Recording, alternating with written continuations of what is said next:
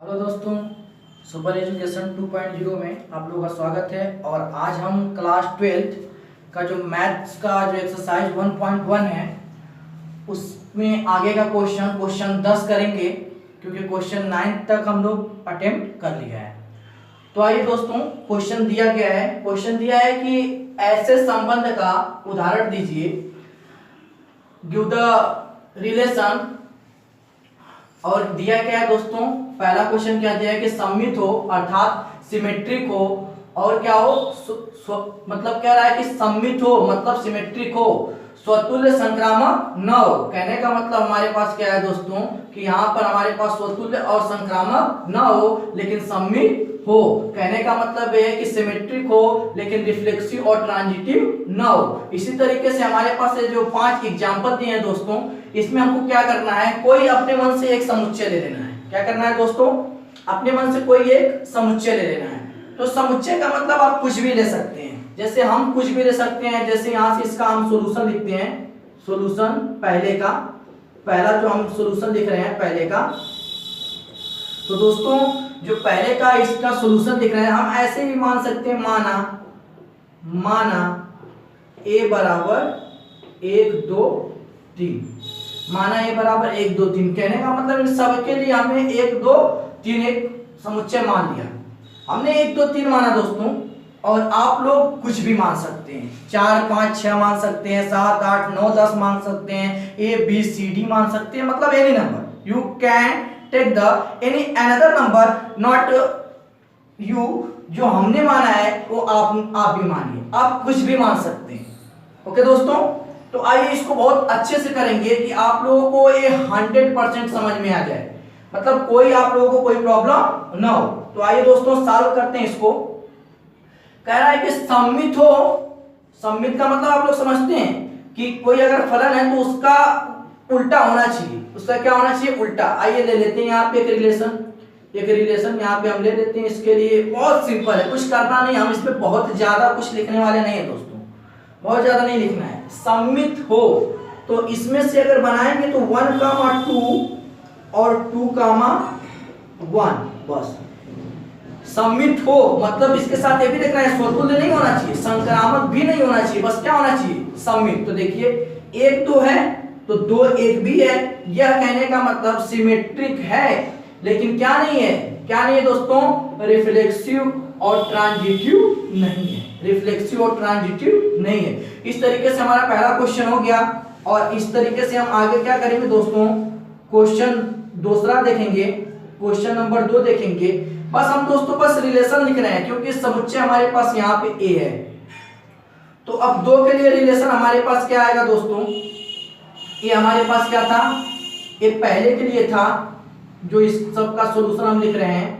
ये बस ऐसे आप लोग सोच रहे हैं सर बस इतना ही लिखना है और क्या, उदाहरण देना है। आप देखिए ना, कह रहा है कि उधर यहाँ पे कह रहा है given of relation and this, हमारे पास यहाँ पे जो कंडीशन दी है उसको सेटिस्फाइड करते हुए क्या करना है, एग्जांपल देना है।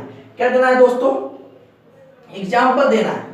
तो कहने का मतलब है कि बस ऐसे ही आप एग्जांपल दे देंगे और कुछ करना नहीं। हमने यहाँ पे लिखा सिमेट्रिक है, रिफ्लेक्सिव नहीं है, ट्रांजिटिव नहीं है। तो कहने का मतलब ये है कि आप हिंदी में भी उसको लिख सकते हैं, नॉट अ मैटर। ओके, तो आइए देखते हैं सेकंड वाला। कह रहा है कि संक्रामक हो, क्या हो, संक्रामक हो, स्वतुल्य सममित न हो। तो संक्रामक होने का मतलब 1, 2, 2, 3 और 1, 3 भी इसी में हम लिख देते हैं कि क्या हो गया दोस्तों, संक्रामक हो गया।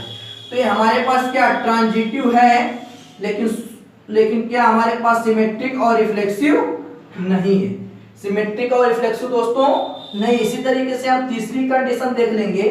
कौन सी कंडीशन देख लेंगे, तीसरी।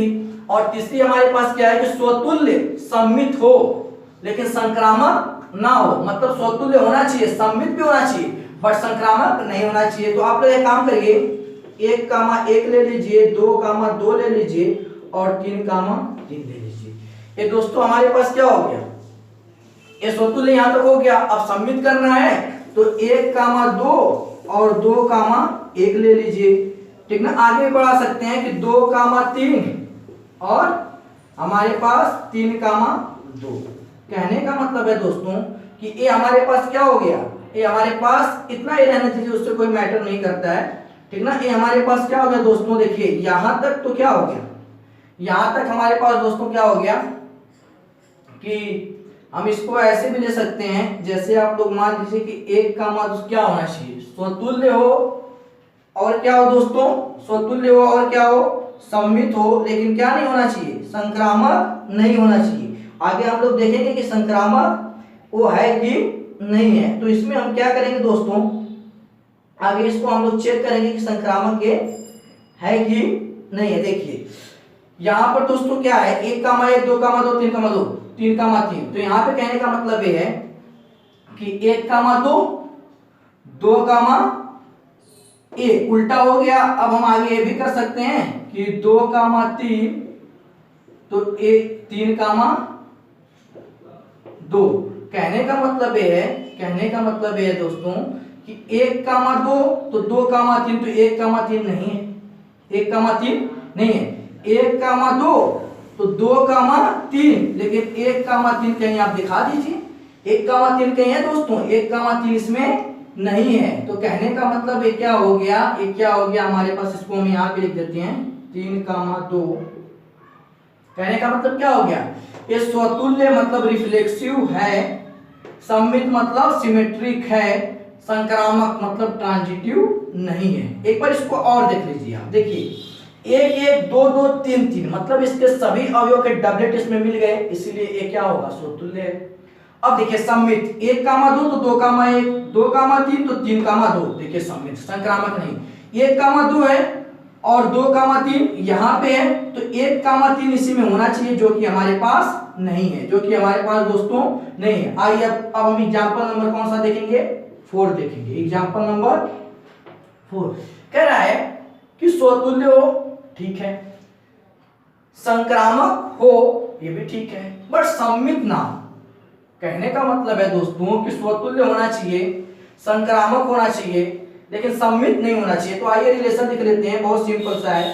तो 1 कामा 1, 2 कामा 2, 3 कामा 3, ये देखिए स्वतुल्य है, क्या है, स्वतुल्य है। तो संक्रामक के लिए क्या लेंगे, 1 कामा 2, 2 कामा 3 और 1 कामा 3, ये देखिए ये स्वतुल्य हो गया और क्या हो गया दोस्तों, सममित हो गया। और मतलब कहने का मतलब स्वतुल्य हो गया दोस्तों, और क्या हो गया, संक्रामक हो गया, लेकिन क्या नहीं है, सममित नहीं है। कहने का मतलब क्या है, ये सममित नहीं है। आसानी से आप लोग देख सकते हैं कि 1 कामा 1, 2 कामा 2, 3 कामा 3, 1 कामा 2, 2 कामा 3 तो 3 कामा 1 कामा 3, इसमें इसको हम लिख देते हैं। चलिए आप लोग समझ गए।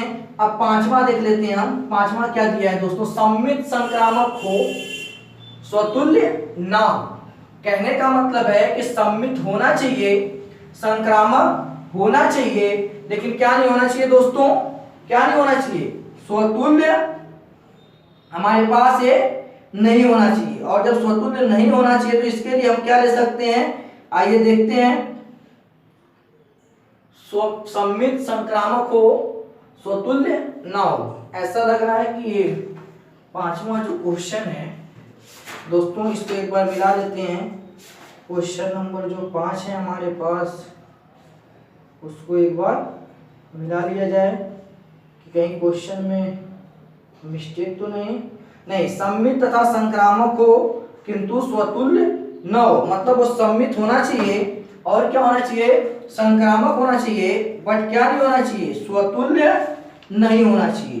तो ऐसे में हम ले सकते हैं दोस्तों कि जो सममित है, संक्रामक है, लेकिन स्वतुल्य नहीं है। तो ऐसे में हम लोग ले सकते हैं यहाँ पे रिलेशन कि यहीं से लेना है, रिलेशन ले सकते हैं 1 कामा 2 और क्या ले सकते हैं, या ऐसे ले सकते हैं दोस्तों 1 कामा, इसको बढ़ा लिया जाता है बट रहने दीजिए, 1 कामा 2, 2 कामा 3 और क्या हो जाएगा, 1 कामा 3। और एक चीज और लिख लेते हैं दोस्तों, 1 कामा 2 2 कामा 1 लिख लीजिए, हो गया ना। देखिए 1,2 और 2,1 सममित हो गया, 1,2 2,3 तो 1,3 भी इसी में संक्रामक हो गया, लेकिन किसी अवयव दोबारा नहीं लिखे मतलब स्वतुल्य नहीं है। इस तरीके से ये आप लोगों का क्या हो गया दोस्तों, ये पूरा उदाहरण हो गया। और एक चीज सुन लीजिए, पहले एक चीज सुन लीजिए कि हमने एक एग्जांपल लिया ऐसे a बराबर 1 2 3, आप कुछ भी लेके यहाँ पे कुछ भी रख सकते हैं, बस इस कंडीशन को सेटिस्फाइड करना चाहिए बस। और कोई उसमें बहुत ज्यादा ऐसा नहीं है कि मतलब वो कंडीशन सेटिस्फाइड कर रहा है नहीं कर रहा है, बस कहने का मतलब है कि आप कुछ भी कर ले लीजिए, बस करना उसको चाहिए। तो आइए आगे का क्वेश्चन देखते हैं दोस्तों। दिया है कि a बराबर जो समतल में बिंदुओं का समुच्चय है, r रिलेशन दिया है कि p q सच दैट मूल बिंदु से P तथा Q की दूरी समान। इस रिलेशन को हम लोग ऐसे भी लिख सकते हैं कि R जो हमारे पास है, जो R है वो क्या हो जाएगा P कामा Q, और क्या हो जाएगा दोस्तों मूल बिंदु से मतलब OP बराबर OQ समान है, क्या है दूरी समान है। कह रहा है कि यह एक तुल्यता संबंध है, हमको प्रूव करना है क्या है, यह एक तुल्यता संबंध है। तो स्वतुल्य कब होगा आगे देख लेते हैं। देखिए पहले इसको समझ लीजिए अच्छे से। ये सर्किल हो गया, क्या होगा दोस्तों सर्किल, ये इसका सेंटर है, क्या है सेंटर, ये बिंदु क्या है P है और ये बिंदु क्या है दोस्तों Q है, ठीक है। तो जब इस बिंदु से हम इसको मिलाएंगे और इस बिंदु से इसको मिलाएंगे, ये ओरिजिन हुआ है। तो कह रहा है रिलेशन में कि जो OP है वो OQ के बराबर है, जो OP है वो OQ के बराबर है। तो यहाँ पे लिखेंगे स्वतुल्य है, स्वतुल्य है क्योंकि, क्यों स्वतुल्य है, रीजन क्या है किसका स्वतुल्य, स्वतुल्य है क्योंकि अगर आप लोग ये बताइए कि यहां से दूरी 8 सेंटीमीटर है तो ये भी तो 8 सेंटीमीटर है ना, तो हम कह सकते हैं कि OP कामा OP बिलोंग करता है रिलेशन को, किसको बिलोंग करता है दोस्तों रिलेशन को। और यहाँ पे हम लिख सकते हैं फॉर ऑल OP बराबर OQ, और सभी के लिए क्या हो गए OP और OQ आपस में क्या है बराबर है। आइए दूसरा देख लेते हैं दोस्तों, सममित है, सममित है क्योंकि, सममित क्यों है, सममित क्यों है, तो सममित में आप लोग जानते हैं कि यदि OP हमारे पास जो है OQ के बराबर है, OP क्या है OQ के बराबर, तो क्या उल्टा कर देंगे तो भी बराबर होगा, बिल्कुल होगा। ये लाइन जब इसके बराबर है तो ये वाली लाइन इसके बराबर तो होगी ना, तो बिलोंग कर रहा है R को, तो हमारे पास क्या हो जाएगा OQ भी बिलोंग करेगा किसको R को दोस्तों। आइए तीसरा देख लेते हैं, संक्रामक है, संक्रामक है क्योंकि, क्यों संक्रामक है, तो कहने का मतलब यह है दोस्तों कि आप एक बिंदु और ले लीजिए यहाँ पे R, आप और यहां से मिला दीजिए। OP क्या है OQ के बराबर है, ये जो OP है ये वाली लाइन, ये वाली जो लाइन है वो इसके बराबर है, और ये वाली जो लाइन है इसके बराबर है। तो ये P जो होगा वो R के बराबर होगा कि नहीं होगा, बिल्कुल होगा दोस्तों, बिल्कुल होगा। तो यहाँ पे लिख सकते हैं हम, इसको हम मिटा रहे हैं, इसको हम दोस्तों मिटा रहे हैं, और आगे हम लिख सकते हैं इसको हम क्या लिख सकते हैं कि OP कामा OQ बिलोंग कर रहा है R को, और OQ कामा OR बिलोंग कर रहा है किसको R को। अच्छा आप लोग कहेंगे सर यहाँ पे भी R आ जा रहा है यहाँ पे, तो आप लोग चेंज कर लीजिए ना, इसको T कर लीजिए, क्या कर लीजिए T कर लीजिए, और फिर OP और OT भी बिलोंग करेगा किसको R को, इसलिए यह संबंध तुल्यता संबंध है। कौन सा संबंध है दोस्तों, तुल्यता संबंध है, और आप लोग इसको बखूबी अच्छे से समझ सकते हैं, ठीक ना। आइए अब हम लोग क्वेश्चन नंबर क्या देखते हैं 12। तो आइए दोस्तों अब हम लोग क्वेश्चन आगे देखते हैं, इसको हम मिटा देते हैं क्योंकि ये पहले वाला था, और अब जो हम क्वेश्चन देखने वाले हैं वो लगभग एक दूसरे से रिलेटेड है, क्या है दोस्तों, रिलेटेड मतलब जुड़े हुए हैं, क्या है, एक दूसरे से क्या है दोस्तों, जुड़े हुए हैं। और जब एक दूसरे से जुड़े हुए हैं तो इसको समझते हैं, उसको भी हम सॉल्व करेंगे। आइए देखते हैं, इसका सॉल्यूशन लिखते हैं दोस्तों।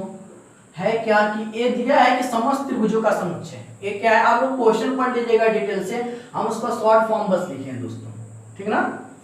तो ए बराबर दिया है समस्त त्रिभुजों का समुच्चय, आर दिया है कि T1 T2 T1 कामा T2 के समरूप है। जो T1 है वो T2 के क्या है, समरूप है, जो हम इस फॉर्म में लिख सकते हैं।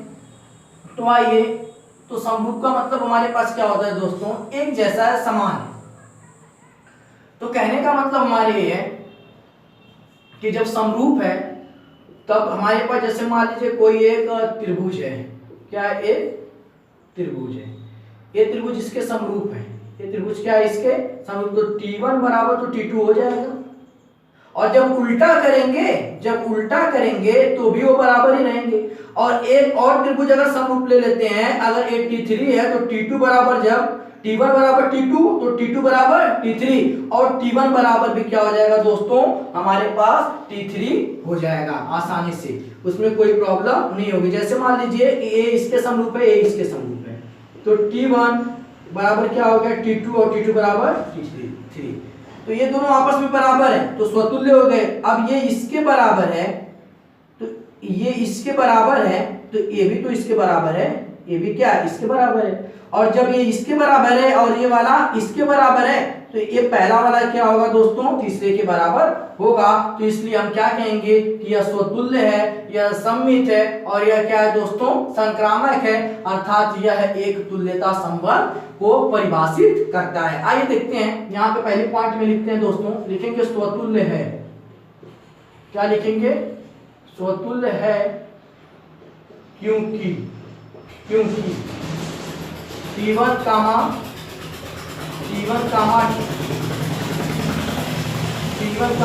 कर लेते हैं, T1 कामा T1 बिलोंग करता है रिलेशन को, और फॉर लिख देते हैं T1 क्या हो जाएगा दोस्तों,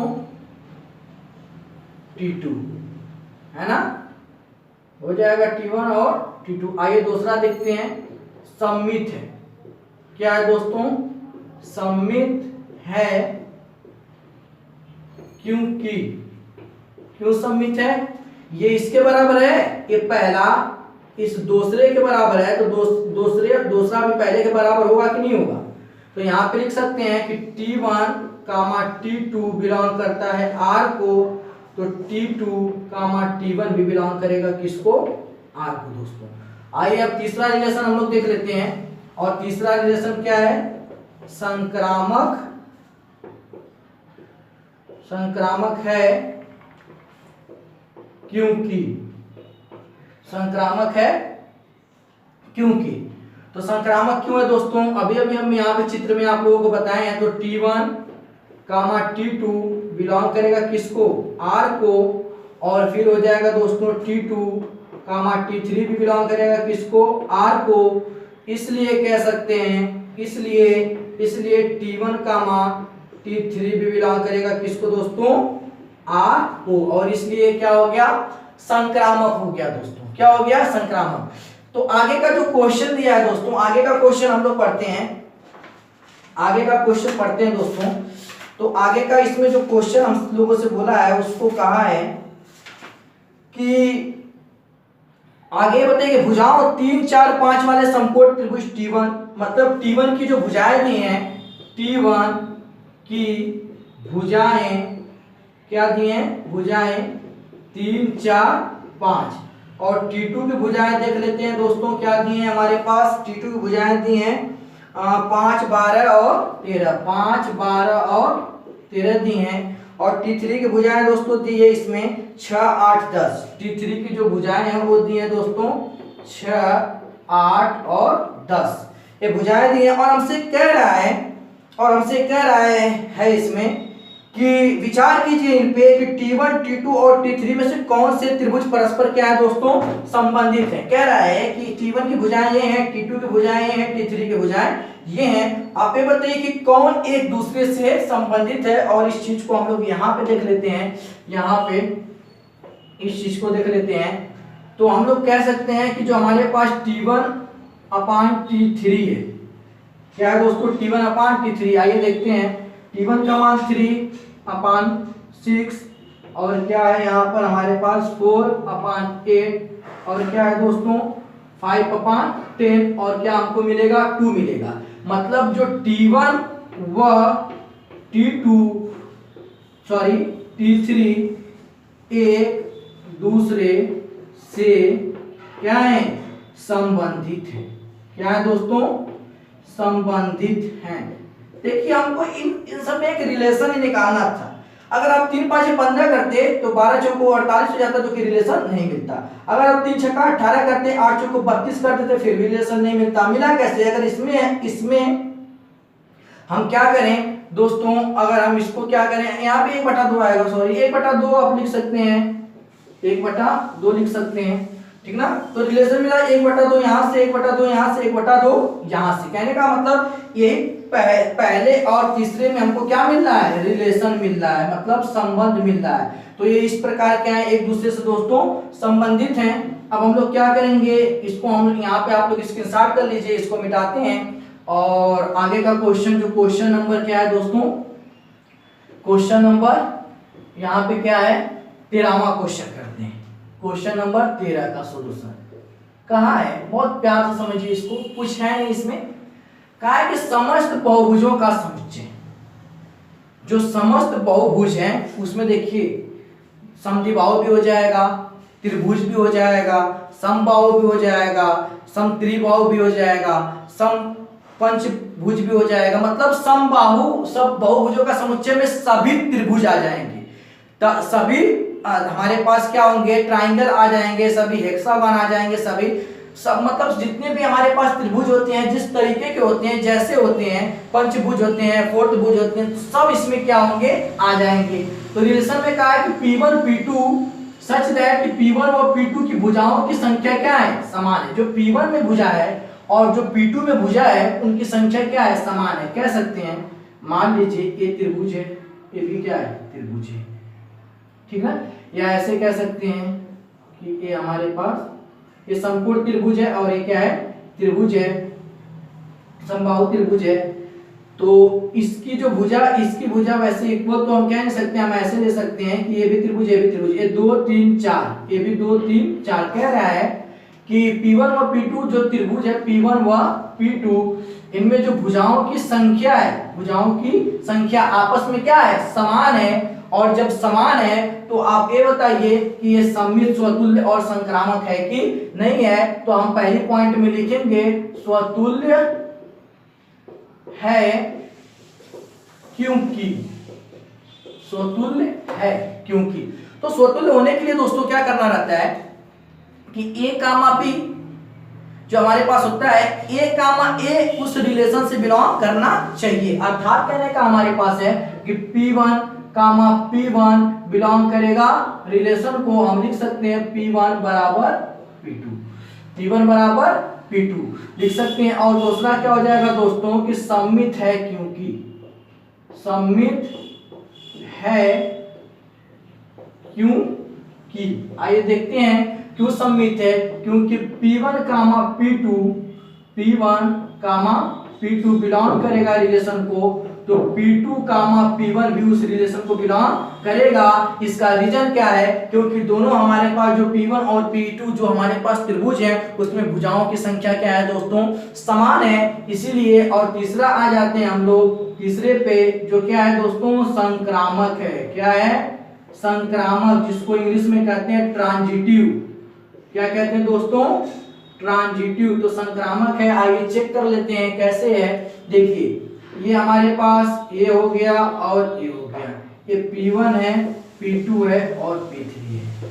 ये 2 3 4 2 3 4 2 3 4। देखिए इसकी जो भुजाएं हैं वो इसके बराबर है और जो इसकी भुजाएं हैं वो इसके बराबर है। तो ये इसके बराबर है और ये इसके बराबर है, तो ये भी तो इसके बराबर होगा ना। पहला दूसरे के बराबर है, दूसरा तीसरे के बराबर है, तो पहला तो तीसरे के बराबर हो ही जाएगा ना दोस्तों। तो आइए देखते हैं P1 कामा P2 और बिलोंग करेगा रिलेशन को, तो P2 कामा P3 भी बिलोंग करेगा रिलेशन को। इसलिए दोस्तों, इसलिए हो जाएगा P1 कामा P3 भी बिलोंग करेगा किसको, रिलेशन को।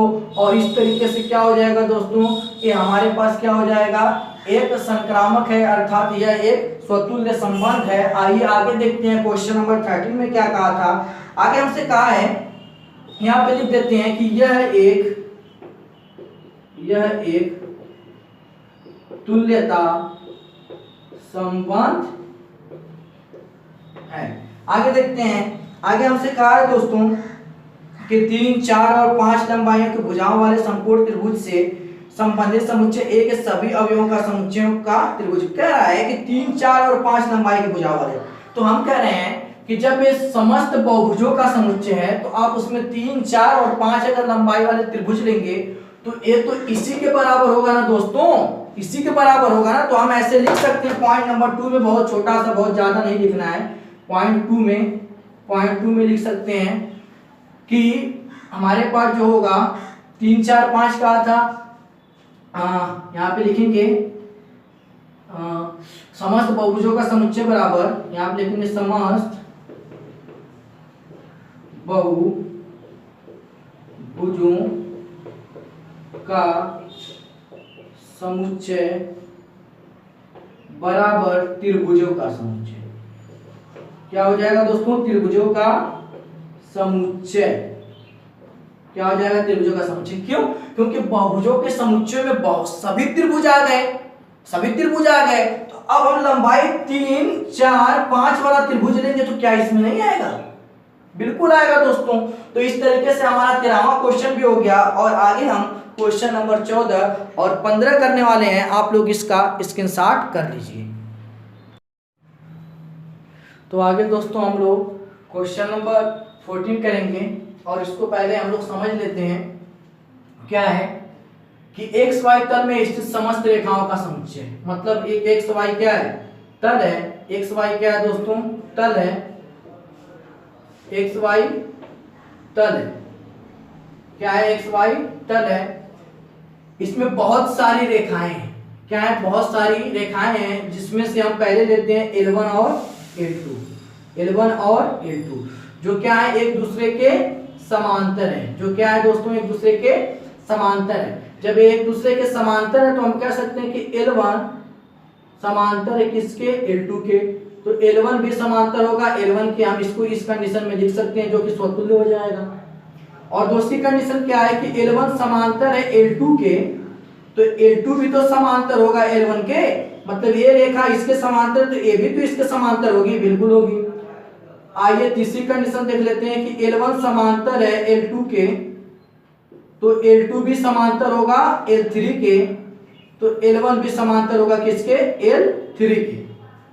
तो इस तरीके से दोस्तों इसमें हमारे पास ये हो गया। अब हम इसको क्या कर लेते हैं, इसको सॉल्व कर लेते हैं। आप लोग एग्जांपल समझ लिए। तो यहाँ पे हम लिखेंगे स्वतुल्य